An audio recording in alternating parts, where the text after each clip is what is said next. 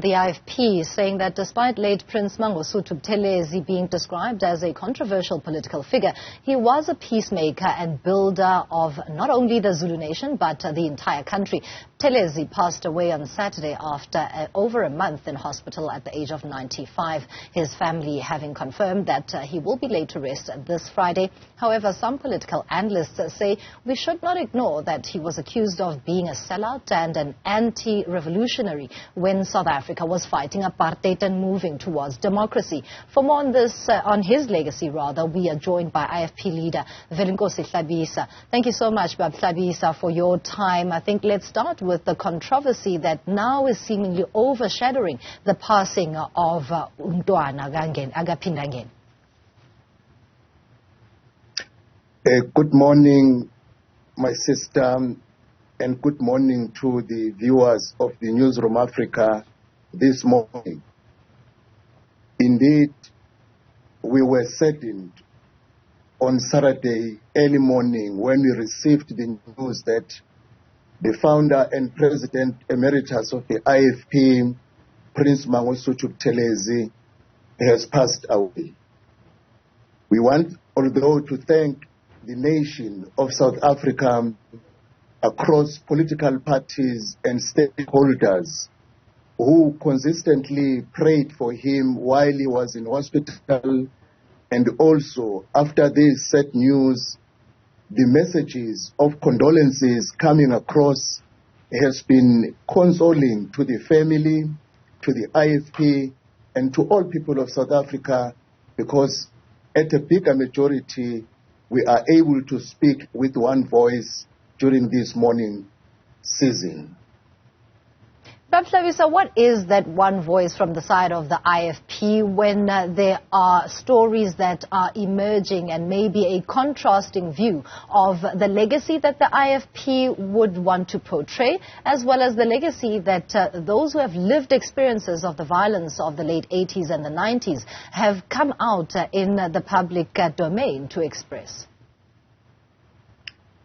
The truth is, the majority and a bigger majority of people, as well as stakeholders, would it be political organizations or key stakeholders in the society, they speak with one voice to acknowledge the role Prince Mangosuthu Buthelezi played in our country.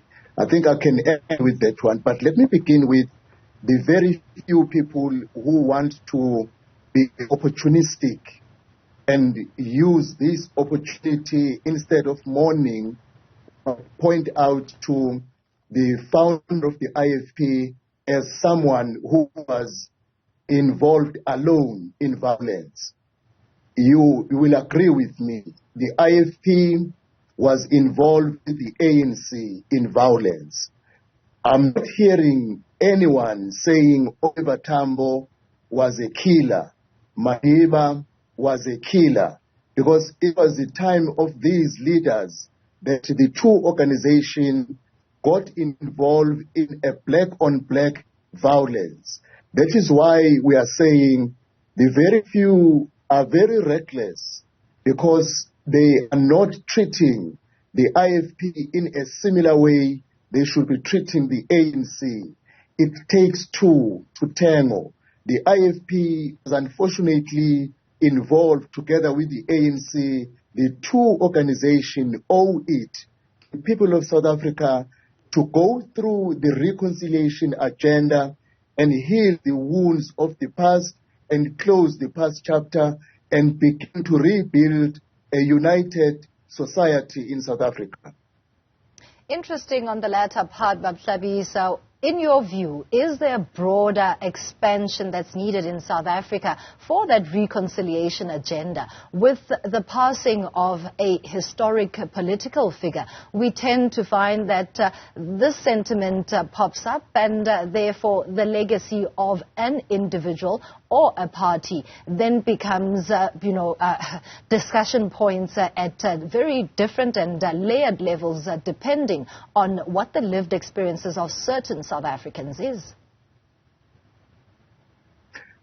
I'm sorry that I'm struggling to hear every word from your side, but the issue of the reconciliation, unfortunately, the Prince of Kwapindangene wished that this matter would be resolved while still alive. Unfortunately, it did not happen so.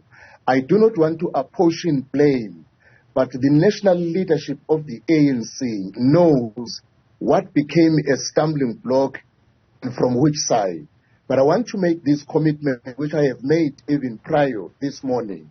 We are going to take up this matter with the leadership of the ANC because we owe it to the people of South Africa to ensure that we heal the wounds of the past through the reconciliation discussion, which of course does not mean that the two political parties merge into one political party. The two will remain as separate entities, but having ensured that the unfortunate scenario that we went through, we heal those wounds and unite our people and rebuild South Africa going forward. As a parting shot, it's going to be vital, and I suspect it is the role of the IFP to maintain and sustain the legacy and heritage of Prince Mangosuthu Buthelezi. What are the plans of doing so? Much has been questioned about the South African education system, where history is concerned. Where do we find such rich legacy going into the academic learnings of young people in South Africa, and that history itself is not distorted? Indeed, the legacy of the Prince of Kwapindangene is going to be pillars of our programs and of the IFP, because during the past 70 years, when he was actively involved, he championed education, economic development of small and medium businesses, especially black people. He also championed the nature conservation. As we know, one of the biggest challenges, the rhino poaching in South Africa. So as the IFP, fortunately, in 2019, a resolution was made in the elective conference that a legacy foundation must be established, which will be responsible for the sole championing of the legacy of the Prince of Kwapindangene. We are all aware that the legacy was officially launched. The Legacy Foundation was officially launched in 2022. And this year, in March 2023, a first inaugural lecture of the foundation was addressed by Olusegun Obasanjo, the former president of Nigeria. We have a series of programs from the foundation point of view and also from the political party point of view, the beliefs and things he stood for. We are going to champion them as the role model of what leadership should be: integrity, honesty, servant leadership. Those are the principles which he demonstrated, and to remain corruption-free. As we know, we have a deficit leadership in South Africa and the other countries in Africa, but Prince Mangosuthu Buthelezi, over 70 years, he demonstrated you can be in politics and not be engulfed by corruption. Those are the legacies that we'll be promoting in advancing the good work he did during his lifetime.